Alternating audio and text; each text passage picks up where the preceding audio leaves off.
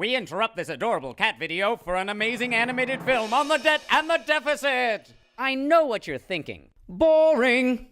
But everything is fun when it's a cartoon. Whoa! See what I mean? Uh-oh. Don't worry, I'm fine. So don't click back to that cat video. Don't do it. Come on, let's go. 1789, the federal government was formed. That was also the first year that the federal government ran a deficit. That is, it spent more money than it took in taxes. And borrowed to cover the hole.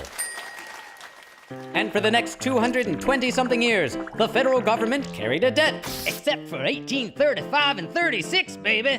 Best president ever. A lot of people use the terms federal deficit and federal debt as if they meant the same thing, but they don't. The deficit is the amount of money the government needs to borrow in 1 year. The debt is the total amount of money that the government owes from all of the years of borrowing combined. Most of this money is borrowed from investors, who the government promises to pay back with interest. Some people think debt is scary, sinister, even immoral. But people take out loans to do all kinds of important things, like go to college, which can be a great investment. Assuming you actually study. Over the past few years, America has been climbing out of a recession. And there's a debate among smart people about whether deficit spending is the best plan for helping the economy recover. One side says, government spending can jumpstart the economy like how spending during World War II helped end the Great Depression. But the other side disagrees. Sure, it's fun to spend a lot today, but we'll pay for it in the long run. But whoever is right about short-term deficit spending, pretty much all economists agree that in the long term, if nothing changes, the growing debt will become a problem. It's true. But only in the long term. The deficit in 2014 is around $500 billion. And the total debt to the public is around $12.6 trillion. This number does not include money the federal government has borrowed from itself, which would bring the total to $17 trillion. Some restrictions may apply. Now that's a lot of money. Just $1 trillion would cover a football field with $100 bills 10 feet deep. This is our house. And $12.6 trillion would look like this. But economists agree, the real question isn't so much how big the debt is in dollars, but rather how big it is compared with the total economy, or GDP. Which is $17 trillion a year. The reason for that is pretty simple. To a person earning minimum wage, having a $100,000 debt, say a home mortgage, would be really scary.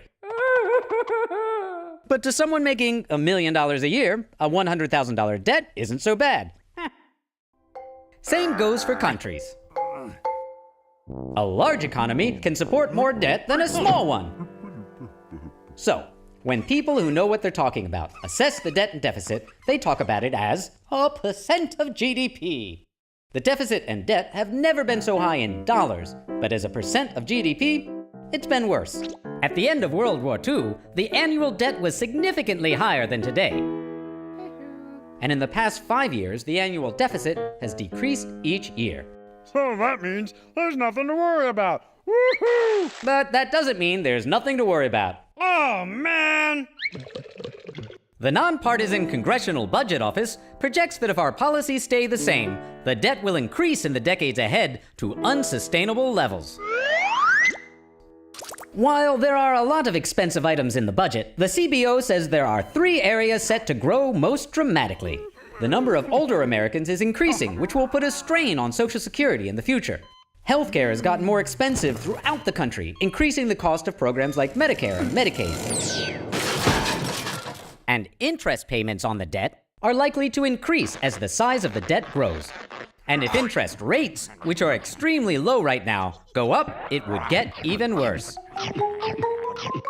Whether you're conservative or liberal, whatever you want the government to do, fund schools or military, or deal with an unexpected crisis, all of it would become more difficult. So, what do we do? Don't look at my checks, Sonny. Or my healthcare. Don't even think about it. You see the problem.